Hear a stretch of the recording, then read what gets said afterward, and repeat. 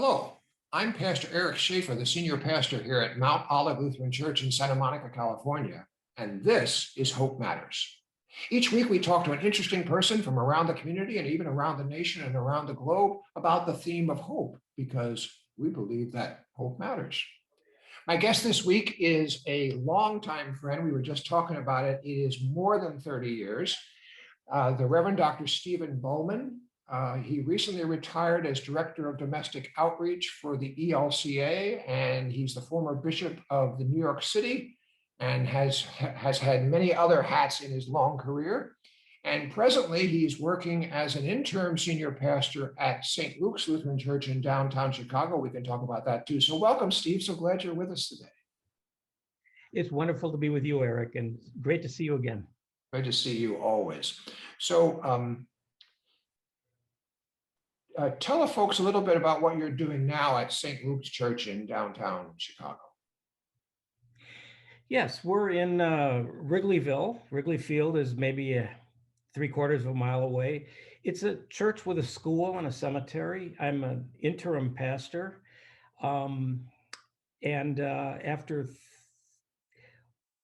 over half my career flying at 10,000 feet, I'm a parish pastor again at street level, and I'm finding that I love it. This is a diverse congregation. I'm working with other congregations in this North Side community of Lakeview in Chicago.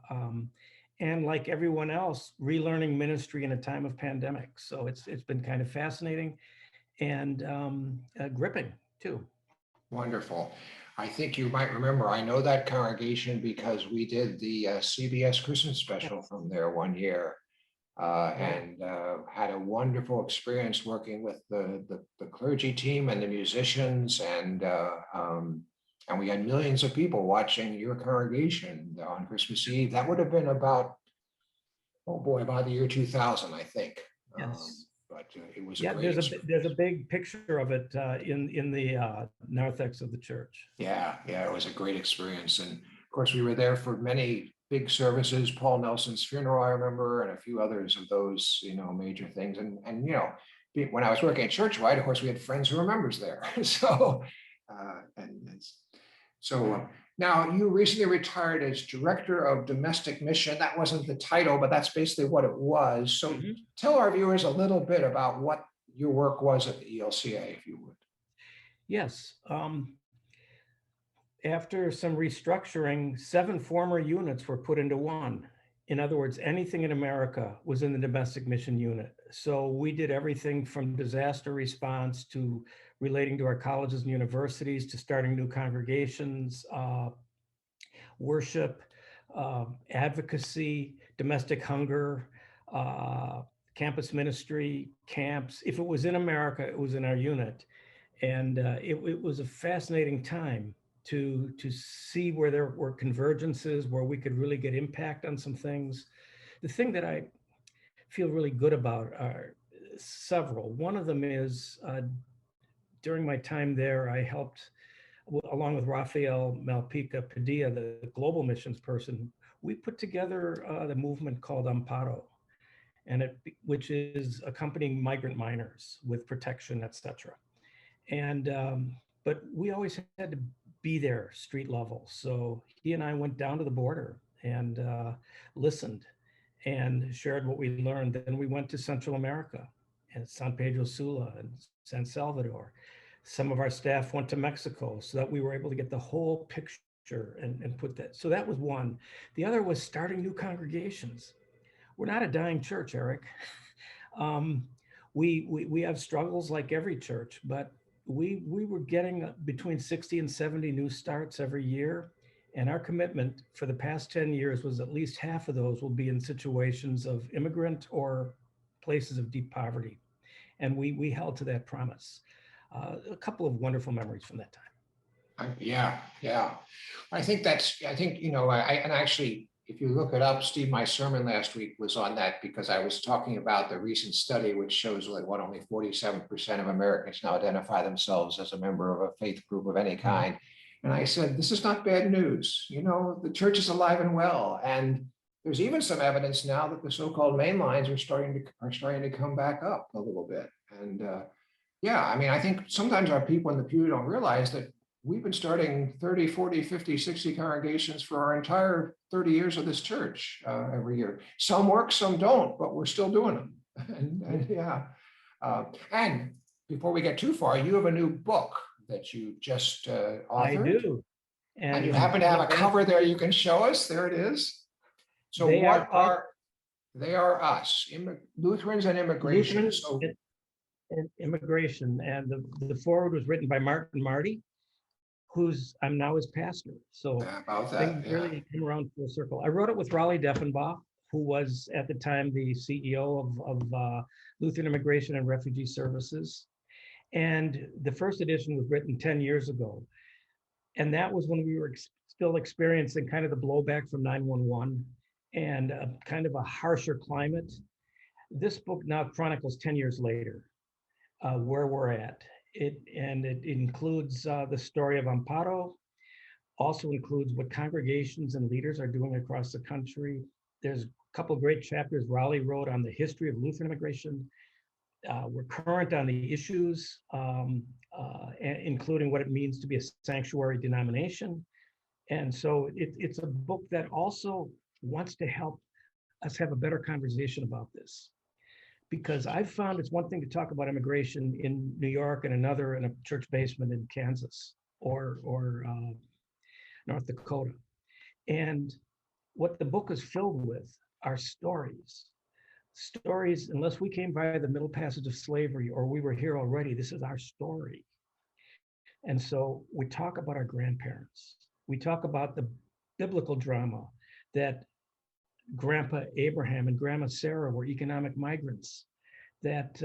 So it's steeped in scripture and in ways to help us have this conversation and rehumanize it, and also to look at immigrants and immigration and refugees not as a problem, but as a gift.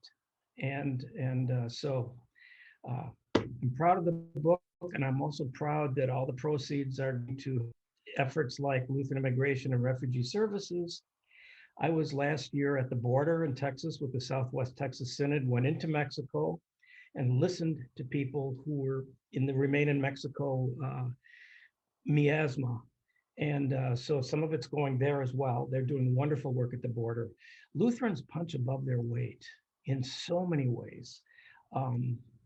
Even when I was in Japan a year after the horrible tsunami and earthquake, there were still trucks around with Lutheran disaster response all over the place on the coast where that happened. So yeah, I have a book.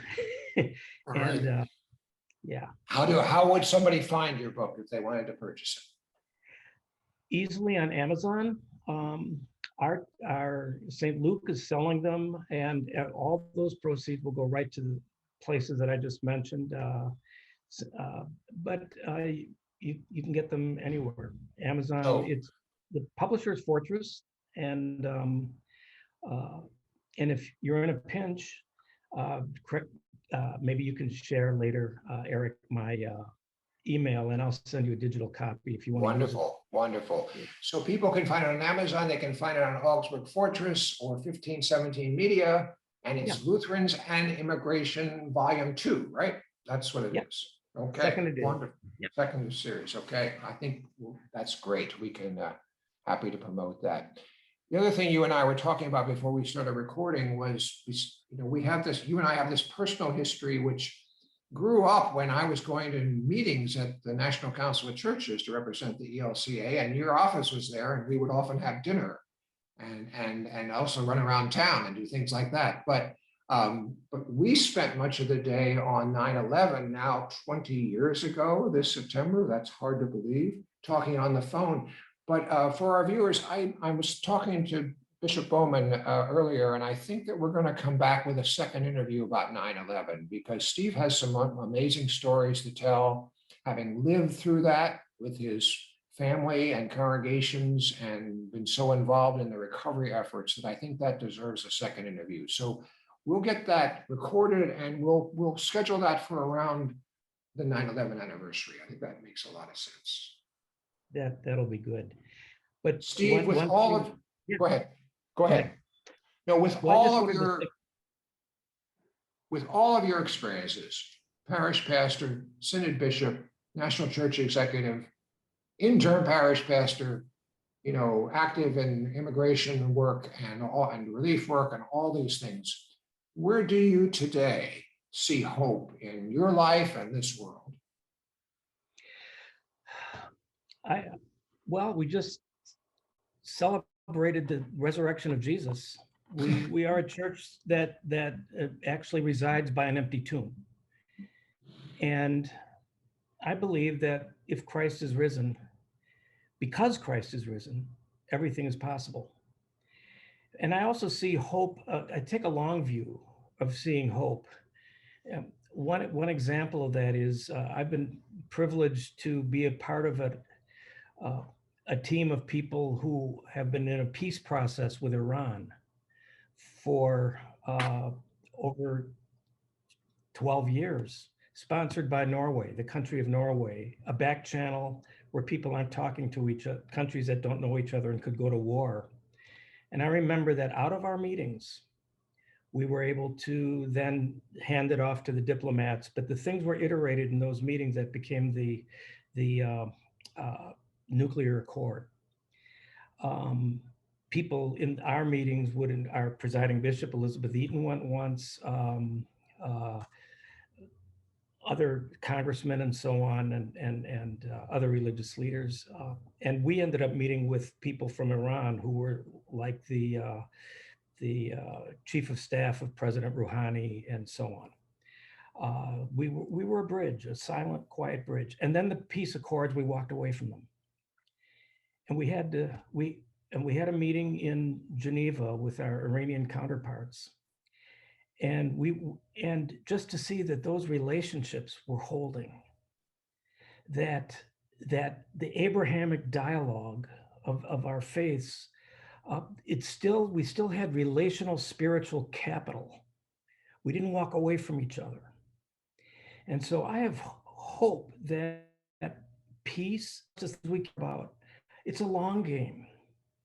And God is in the midst of it. But God also, is with us in the hard times. So my hope is macro and minor. People are starting to go to church again. Yeah. People are getting vaccines, but I'm always hopeful because Christ is risen, anything's possible. Thank you. That's a great spot to end. Because Christ is risen, anything and everything is possible.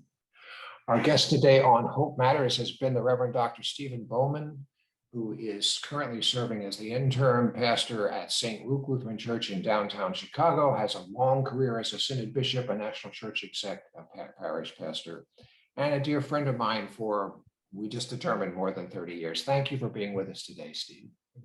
God's peace be with you, Eric, and all of you. Thank you. This is Hope Matters, a production by Mount Olive Lutheran Church here in Santa Monica, California. Come join us again next week when we talk to another guest about the theme of hope. We believe that hope matters because we believe we have a God of hope. Thank you for being with us.